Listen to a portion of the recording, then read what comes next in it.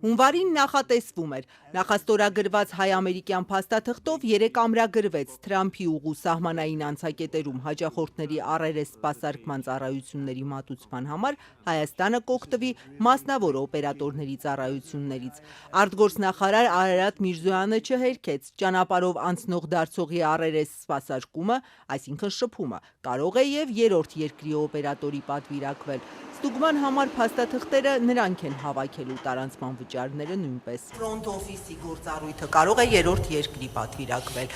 Կա արդեն խոսակցություն, հնարավոր է որոշ երրորդ երկրի հետ արդեն կա պայմանավորվածություն։ Պայմանավորվածություններ որևէ չկան։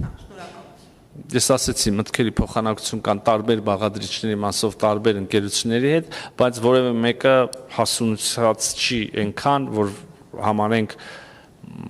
պայմանավորվածություն կամ նույնիսկ,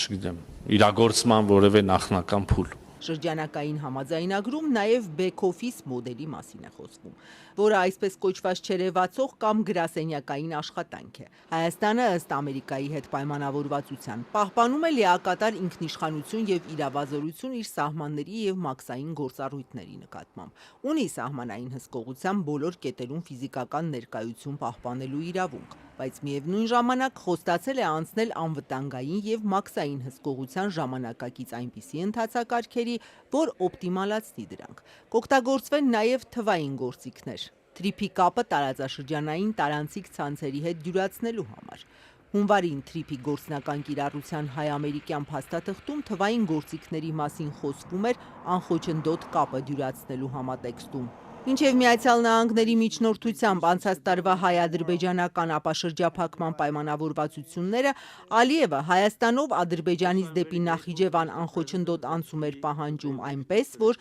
Ադրբեջանի քաղաքացիները հայ սահմանապահների կամ որևէ մեկի երեսը չտեսնեն։ Թրիփն ընդդիմությունը Ադրբեջանի պահանջած միջանցք իշխանությունը Հայաստանի համար աննախադեպ հնարավորությունների ճամփա է համարում։ Միանշանակ շահեկան են Հայաստանի Հանրապետության համար և աննախադեպ հնարավորություններ են բացելու մեր երկրի համար։ Հնդկաստանից Միացյալ Նահանգներ ճանապարհին Երևանում կարճատև այց կատարած պետքարտուղար Ռուբիոն թրիփը 3 պատմական նախագիծ համարել։ This agreement marks the biggest step to date on making this historic route a reality. Այս համաձայնությունը ամենախոշոր քայլերից է այս պատմական ուղին իրականություն դարձնելու ուղղությամբ։ Չեմ հասկանում, թե ինչի են այս աստիճանի ներխուժվում, այսպես ասենք, ներքաղաքական տարածք։ Սա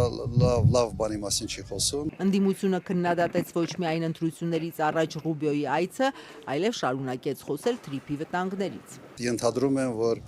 Ռուսաստանին ցավացնելու կամ Իրանին ցավացնելու ինչ որ քայլեր է ձեռնարկվում եւ մենք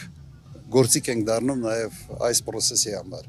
որը Հայաստանի Հանրապետության շահերից չի բխում։ Փաշինյանի կաբինետում մինչդեռ հայ-ամերիկյան թրիփը Իրանի եւ Ռուսաստանի համար միմիայն նոր հնարավորությունների պատուհան են համարում։ Նախիջևանից մենք ենք կապվելու երկաթուղով Իրանի երկաթուղային ցանցի հետ, մեր միջոցով նաև Իրանն է կարողանալու դուրս գա, ասենք օրինակ Սևծով։ Այնպես որ Իրանը այստեղ հետաքրքրություններ ունի։ Հարցեր կար, փարատվեցին հարցերը եւ կփարատվեն եւ նաև պետք է հնարավորություններ հետաքրքրությունների մասին խոսալ։ Նույնը նաև ՌԴ-ի մասով կարող եմ ասել մեծ հաշվով Ռուսաստանի Դաշնության համար են նաև հնարավորություններ ստեղծվում։ Թրիփի համաձայնագրի ստորագրումը արտգործնախարար Արարատ Միրզոյանը շաբաթների հարց է համարում։ 49 տարի հայ-ամերիկյան ձեռնարկության 74%-ը կպատկանի Միացյալ Նահանգներին, 26-ը Հայաստանին։